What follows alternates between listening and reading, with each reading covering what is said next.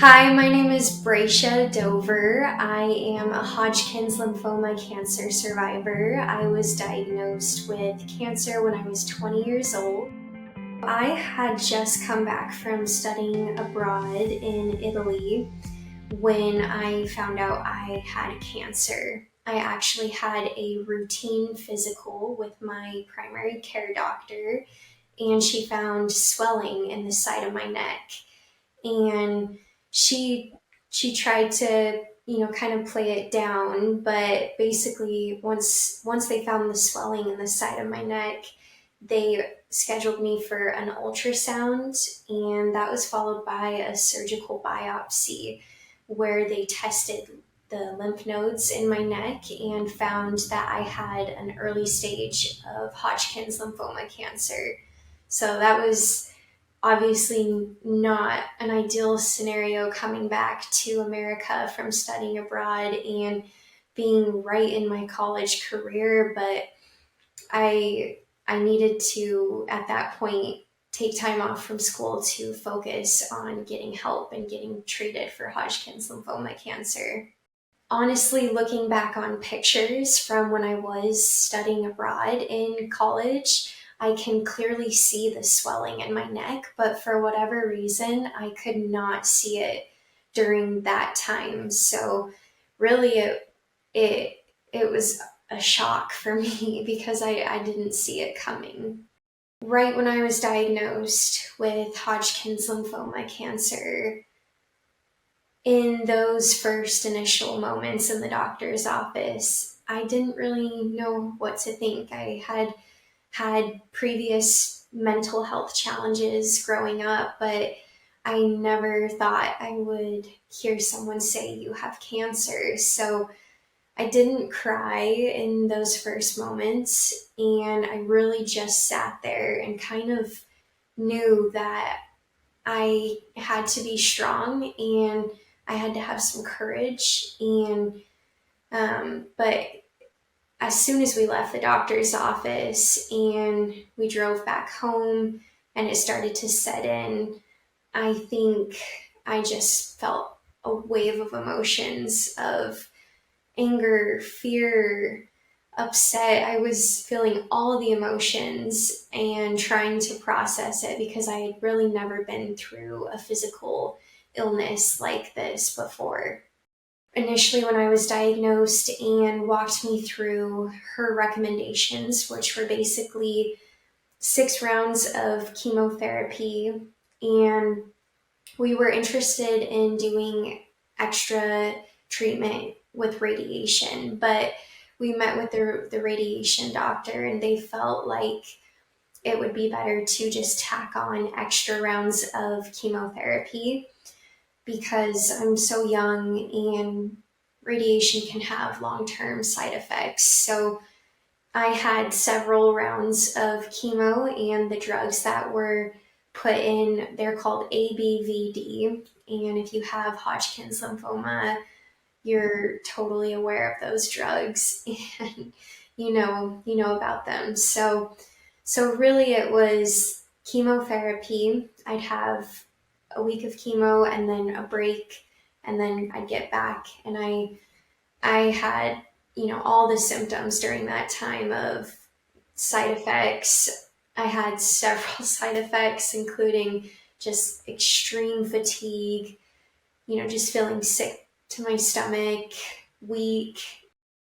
I went into chemotherapy with a very open mind. My first treatment was done through my right arm in my veins. They put the drugs through there, but I wish I would have known from the get-go that that would just really destroy my veins because I just already don't have strong veins to begin with. So after that first round of chemotherapy, I actually had a port surgically inserted right up here, and I still have the scar, and it's a battle scar. But the I think going into chemotherapy, I wish I would have known just to get the port inserted and not deal with the veins in your arms, because to this day, they have a hard time drawing blood from my right arm because of that. I really feel like the chemo just shot my veins there. But aside from that, some other things I would recommend for individuals going through chemotherapy of any form is to bring Jolly Ranchers, because a lot of times the chemo, you can taste it in your mouth as it's going through, and it's just thinking about that is like grossing me out. But so Jolly Ranchers were a huge game changer because I could taste that flavor instead. Another big thing is to suck on ice, because some of the drugs can give you canker sores or just different sores in your mouth. Also, things that really helped me get through it were just bringing a nice blanket that I could cuddle up with. And I know I was 20 years old, but I brought stuffed animals and just tried to be comfortable in that very uncomfortable environment. But yeah, I think now looking back, I don't think I would have done anything differently. I think I just going in with an open mind and being brave and just taking that first step into the infusion center was, yeah, what got me to where I'm at today. In the infusion center, there were several other individuals getting their treatment, and I think that actually put a really interesting take on my personal experience, because there I was, 20 years old, sitting, getting drugs pumped into my body, but next to me was an older woman fighting breast cancer, or other individuals going through even more intense cases than mine. And so I think being surrounded and seeing others go through their chemotherapy treatment was actually very helpful to me, because it felt like we were all in it together. But I usually was the youngest one there, and my social worker started a young adult cancer um, group at the Mayo Clinic. And so I actually started during that time going to some of the group sessions, and I felt a sense of community there, because definitely there was no one in my age category in my friend group going through this. The biggest things that helped me get out of dark moments when dealing with cancer was finding things that I love to do that bring me joy and fulfillment. And I think one of those things was being creative and, making movies, coming up with concepts for stories, and just trying to help my brain focus on things outside of the cancer. And I did go on a few trips during my cancer treatment, and that really gave me something to look forward to. And of course, on those trips, I had to take all the precautions with wearing, masks and traveling with a weakened immune system. But really trying to find things that brought me joy and fulfillment during chemotherapy was really what helped me find light during that time.